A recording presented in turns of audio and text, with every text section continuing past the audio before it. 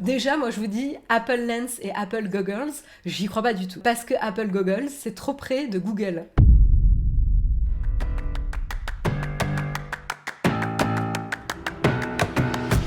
On continue.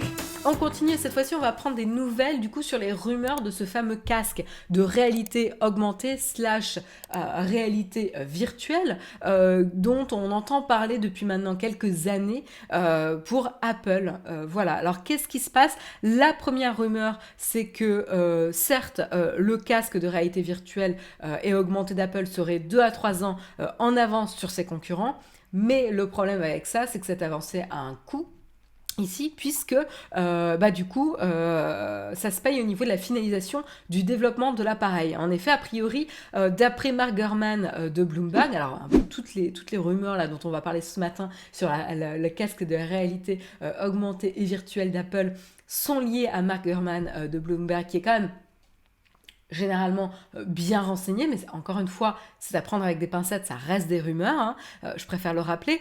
Il a mentionné notamment que les ingénieurs seraient confrontés à des problèmes de surchauffe, ainsi que des problèmes liés à la gestion de la caméra, et des problèmes sur la partie software, donc la partie logicielle. Donc évidemment, ça fait quand même un peu beaucoup d'accumulation sur les difficultés rencontrées. Et donc du coup, a priori, la présentation qui était prévue normalement pour ce casque de réalité augmentée slash virtuelle, qui était prévue pour la WWDC 2022, c'est-à-dire cet été 2022, en juin, a priori, à cause de ces problèmes de développement, serait repoussée à potentiellement soit fin 2022, soit 2023, pour potentiellement la WWDC 2023. Bon, il faut encore prendre son mal en patience, mais en même temps, on se doute bien que Apple doit frapper vraiment un grand coup ici avec carrément cette nouvelle gamme de produits, The Next Big Thing, The One More Thing, qu'on attend un petit peu pour ce nouveau type de produit. Donc, on en a parlé plusieurs fois, hein, réalité augmentée, réalité virtuelle, on a encore un petit peu du mal, en tout cas à l'échelle grand public, d'avoir un usage. On a déjà des usages assez intéressants dans l'espace professionnel ici. Mais à voir un petit peu, déjà moi je suis curieuse de voir comment le casque va se positionner, et très probablement qu'il sera peut-être un peu plus grand public. Qui dit plus grand public dit on n'a pas le droit à l'erreur, surtout que c'est quand même quelque chose qui n'est pas encore très bien compris en termes d'usage. Donc à voir. Moi je suis très très curieuse, j'attends avec impatience, j'ai du mal ce matin, j'attends avec impatience un petit peu comment ils vont présenter ce nouveau type de produit. À force de le repousser, il ne va plus avoir 2 ans d'avance. Polaire, et ouais, potentiellement. Donc ça, c'était la première rumeur sur la potentielle date de sortie qui aurait été repoussée. L'autre rumeur sur laquelle je voulais avoir votre avis dans la chatroom, c'est des potentiels noms. Donc là, c'est plutôt des paris que prend Mark Gurman sur notamment des noms possibles pour ce casque. Et donc du coup, je vais vous demander dans la chatroom ce que vous en pensez. Donc je suis en train de faire un petit sondage. Quel nom choisiriez-vous? Et donc on a Apple Vision, qui est dont on fait un pari. C'est un nom réaliste. À la fois, ça fait pas de référence à la technologie en tant que telle ou à une fonctionnalité. C'est assez optimiste comme nom, et ça limite pas le produit dans un espèce de médium très très spécifique. Le deuxième nom dont on parle, c'est potentiellement Apple Reality. Alors ce que j'aime bien ici, c'est que ça fait évidemment référence aux 2 types de réalité dont on parle, augmentée et virtuelle. À voir, pourquoi pas. Reality pourrait également faire référence au système à l'operating system qui va faire fonctionner l'appareil. Donc pourquoi pas. Il pourrait également appeler le casque Apple Reality, et carrément les lunettes, parce qu'il y aurait un casque et des lunettes qui pourraient s'appeler Apple Reality Glass. Donc pourquoi pas. Et puis il y a un autre nom dont on entend la rumeur, c'est Apple Sight ou EyeSight. Un petit peu, alors ça ça peut peut-être vous faire penser à quelque chose, parce qu'il y avait notamment la webcam d'Apple qui s'appelait iSight, notamment. Donc ça nous ferait revenir un petit peu 15 ans en arrière, assez rigolo. Et puis d'autres choix qui sont peut-être envisagés, ça serait Apple Lens et Apple Goggles, pardon. Voilà, qui serait envisagé. Donc voilà, le sondage est en cours. Allez-y, votez pour le nom que vous préférez dans la chatroom sur ce nouveau casque de réalité augmentée virtuelle. Alors moi, je vais vous donner mon avis quand même, parce que c'est ce qui est fun dans cette émission, c'est qu'on peut...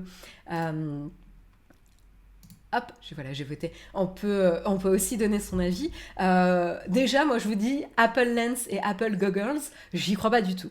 Pourquoi parce que Apple Goggles, c'est trop près de Google.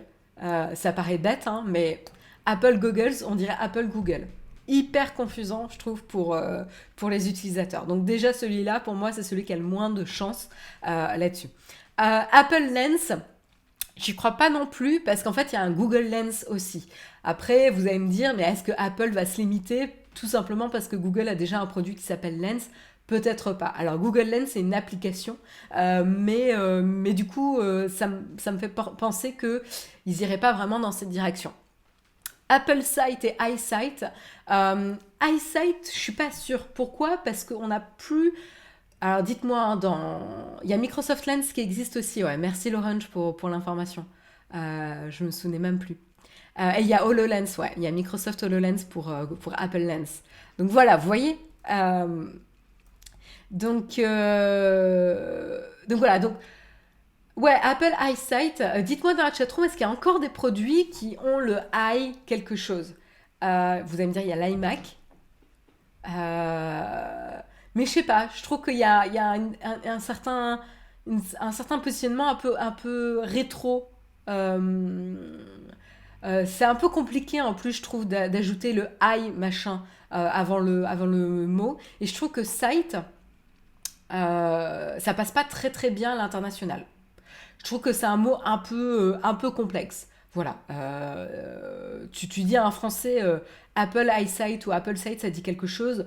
Si tu parles pas anglais, tu sauras pas à quoi ça fait référence. Alors que Reality ou Vision, en fait, très très vite, ça te projette quelque chose. Donc je trouve que c'est plus facile, en tout cas à l'échelle internationale, pour communiquer. C'est ma vision européenne centrique ici qui parle, ou franco-centrique, mais voilà.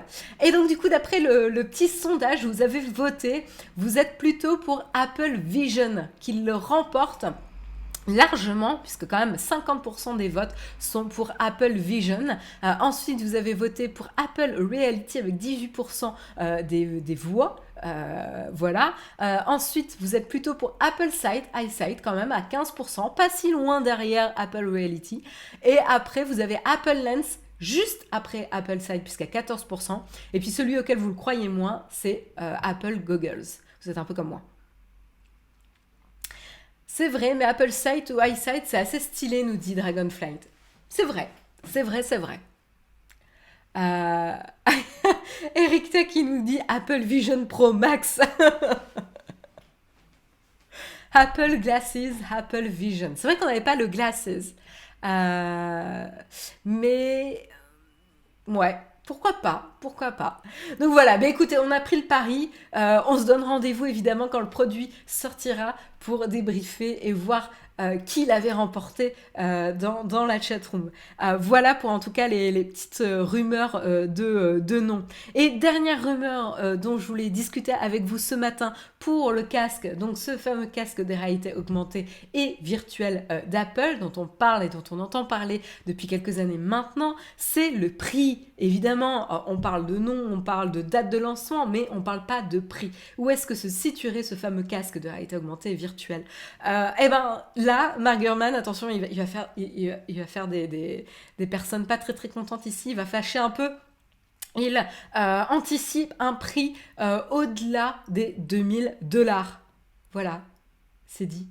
Et oui, non, ce n'est pas une blague. Au-delà du $2000. Donc voilà, price point above $2000. Donc du coup, bah voilà, ça donne le ton, hein. Alors c'est vrai que quand j'ai essayé de regarder un petit peu les casques de réalité virtuelle, je n'ai pas regardé réalité augmentée ce matin, mais surtout virtuelle, j'ai l'impression que les prix vont de flirter autour des 1000 euros, mais on arrive à en trouver moins cher, aux alentours de 600 euros, certains aux alentours de 500, 450, 500, mais la majorité plutôt aux alentours de 600. Dites-moi hein, si je me trompe dans la chatroom, j'ai regardé un petit peu rapidement ce matin les gammes de prix, mais voilà. Donc clairement, ici, le casque d'Apple se situerait bien au-dessus quand même, au moins deux fois plus cher que le reste des casques disponibles. Donc voilà, ça, encore une fois, ça donne le ton. Alors pourquoi il serait aussi cher ici? Mark Gurman dit que a priori, le casque sera doté d'une puce, voire deux puces, dont la puissance sera équivalente au M1 Pro, ce qui est quand même cher, et très performant. Donc M1 Pro, encore une fois, c'est la puce qui est présente sur les derniers MacBook Pro. Il y aurait potentiellement plusieurs écrans 8K, plusieurs systèmes de lentilles. Il y a quelqu'un qui nous parlait de lentilles saucisses tout à l'heure. Ben voilà, vous avez vos lentilles. Et d'une technologie audio avancée. Et c'est intéressant parce que si vous regardez un petit peu ce qui s'est passé dernièrement, Apple s'est lancé un petit peu dans les écouteurs, le son, le noise cancelling. Donc c'est intéressant aussi de voir comment ils vont pouvoir tirer avantage un petit peu de cette technologie pour équiper leurs casques VR et AR. Donc voilà, donc c'est sûr que les coûts s'additionnent avec ça, sans oublier qu'a priori, ça fait 7 ans de dépenses de recherche et de développement qui doivent aussi rentabiliser. Ça, c'est un coût, hein, comme vous vous doutez, des salaires de matériel et compagnie. Et donc, du coup, ben voilà, ça serait un premier prix quand même assez cher. Et ça serait pas non plus très, très étonnant de la part d'Apple. Voilà, c'est ce que nous dit en tout cas Mark Gurman. Est-ce que ça vous fâche dans la chatroom? Allez-y. C'est le moment. La grosse référence nous dit, en termes de casque réalité virtuelle, nous dit Seizen, c'est le Quest 2, il faut 450. Ouais, c'est ce que je disais, ouais, les premiers que j'ai vus, c'est plutôt 450. Il y en a un qui nous dit à 300 euros aussi. J'ai l'impression d'être dans le juste prix ce matin. Rappelez-vous, l'iPad était annoncé à 1000 $ et il est sorti à 500 $. Oui, encore une fois, hein, tu fais bien de le rappeler, Lorange. Toutes ces informations ce matin sur le casque de la réalité virtuelle et augmentée sont à prendre avec des pincettes. Ce sont des rumeurs. Rien n'est de source officielle et confirmée. Donc voilà, là on est vraiment sur le terrain flou des rumeurs. Et je lis un petit peu vos commentaires. Pour une V1, ça me choque pas tellement. Ce qui m'intéresse, c'est surtout les lentilles et le champ de vision. Oui, je suis d'accord avec toi, je trouve que c'est assez critique, le champ de vision en tout cas, pour être vraiment immergé dans l'univers. Et si on peut router le flux de son PC sur le casque. Donc ça, on sait pas encore. Hein. On sait pas encore. Par rapport en réalité augmentée, le prix semble ok. Et oui, et donc là, c'est vrai qu'on cumulerait AR et VR. Donc c'est peut-être pour ça aussi, quoi.